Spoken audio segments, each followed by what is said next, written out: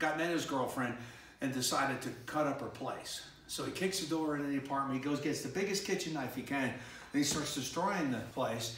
But the only problem was it was the wrong place.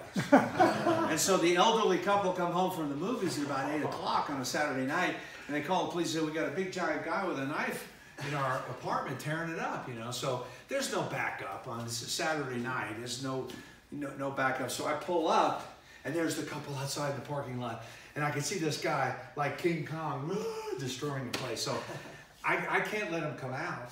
And so who knows what he'll do out of a parking lot, you know? So, and there's no backup, so I have to go in there. Now, I could have shot this guy without question, right? So I said, hey, I was in uniform, you know, and I kind of got him cornered in the bedroom up against the wall, and he's standing there looking at me, obviously detached on drugs, you know, like a madman. And so I'm trying to talk to him, and it ain't going in.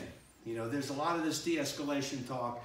I've been to many, many deals of it. I graduated a verbal judo course many, many years ago, and I will tell you, there's a whole bunch of that stuff that just doesn't work. Because some people want to beat you up, and because they beat people up on Fridays, and it's getting late.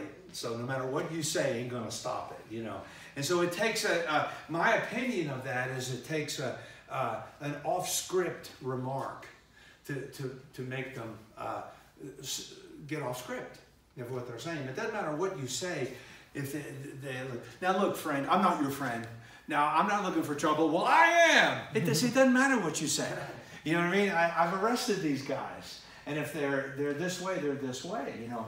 So there's a lot of, many of this de-escalation stuff is taught by people who, they're wonderful people who have never been in a fight or never had a problem with somebody, you know.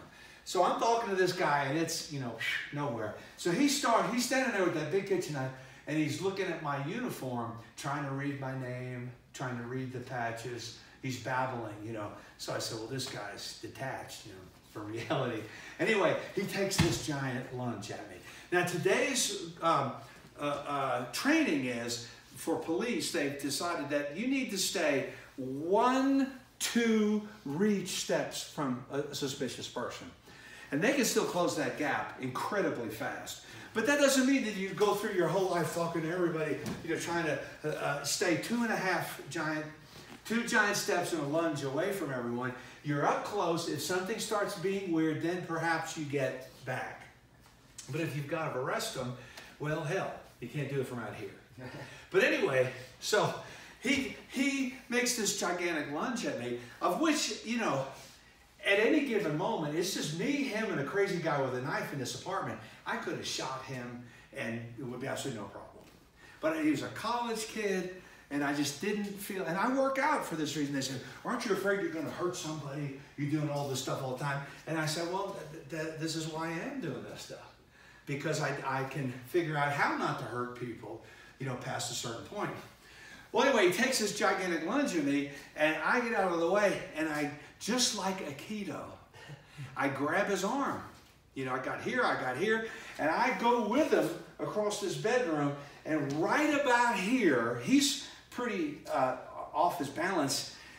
A chemical flush went through me like, oh shit, this is really happening. You know, this is on.